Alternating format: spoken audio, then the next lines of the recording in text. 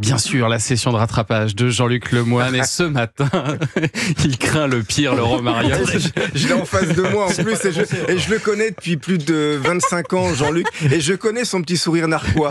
Et c'est vrai que vous aimez beaucoup Laurent Mariotte, hein, vous me l'aviez dit avant l'émission. J'aime beaucoup Laurent. Ouais. Mais je vais être honnête, je sais pas si c'est réciproque. Pour l'instant.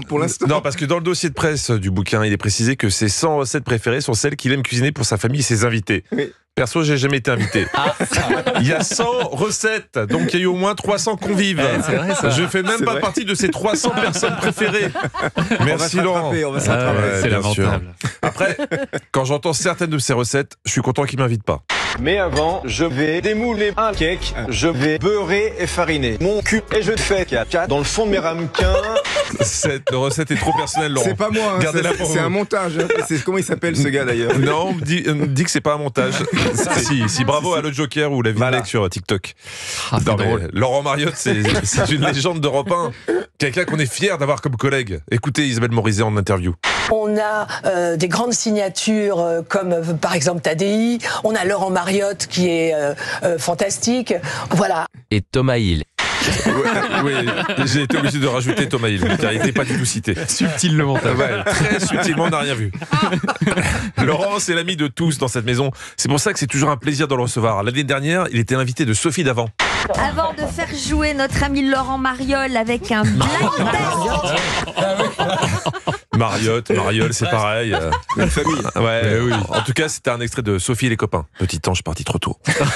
Maintenant, on a Sophie et les chômeurs. Oh non, Ah non, je vous le dis, on marche sur la tête. on Parfois, l'embrasse. Laurent donne des interviews par téléphone et ça se passe pas comme prévu. Là, c'était avec France Bleu.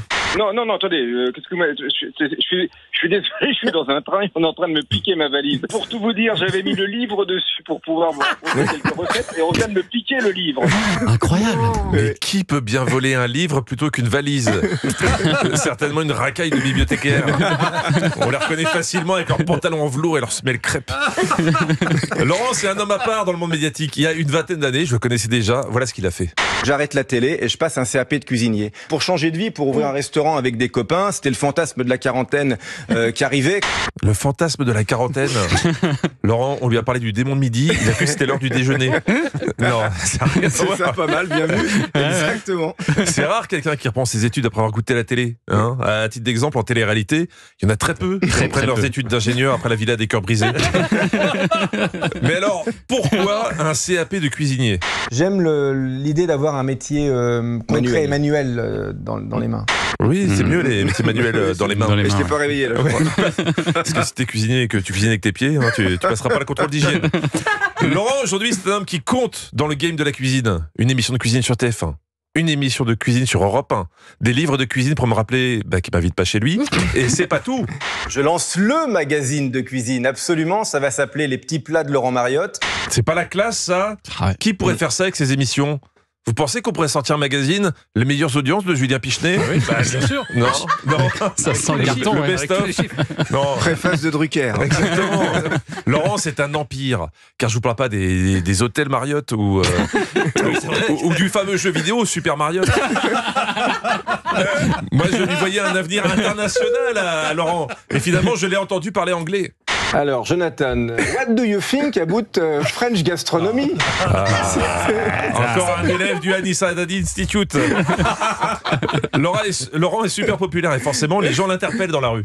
J'ai pas le temps de cuisiner, c'est une phrase que j'entends tous les jours. Dans la rue, ah, je vous regarde, mais c'est sympa, mais moi, j'ai pas le temps de cuisiner. Ah, bah, j'aime bien la cuisine, mais j'ai pas le temps de cuisiner. Je me pose une question, Laurent. Est-ce que parfois, dans la rue, les gens vous disent qu'ils n'ont pas le temps de cuisiner? Non, parce que vous le dites jamais. Du coup, quand les gens vous disent qu'ils n'ont pas le temps de cuisiner, qu'est-ce que vous en concluez? Donc, je me suis dit, à un moment, je vais faire un livre qui va s'appeler J'ai pas le temps de cuisiner. Oh, mais où Laurent va-t-il chercher toutes ces idées de livres? Heureusement que les gens vous arrêtent pas dans la rue pour vous demander leur chemin. Hein, Mais en moins d'une demi-heure, cuisson comprise. C'était ça l'idée de ce livre. Arrêtez de vous vanter. Mais vous imaginez si on lui demandait le chemin, il a sorti un livre, prenez la deuxième à droite. D'après Laurent, on a tous une demi-heure pour cuisiner. Absolument. C'est un faux Cuisinons. prétexte. Le manque de temps, en fait, on a toujours une demi-heure à glander sur son canapé, sur les réseaux sociaux, sur son smartphone en rentrant à la maison. Vous avez compris, bande de glandeurs. Hein, arrêtez de mater des vidéos sur bigpoiro.com et allez cuisiner. Bon, là, Laurent avait été un peu brutal. On le retrouve chez lui à Épinal et il est plus apaisé. Je cuisine pas, j'ai pas le temps. Ça m'énerve parce que c'est un faux prétexte.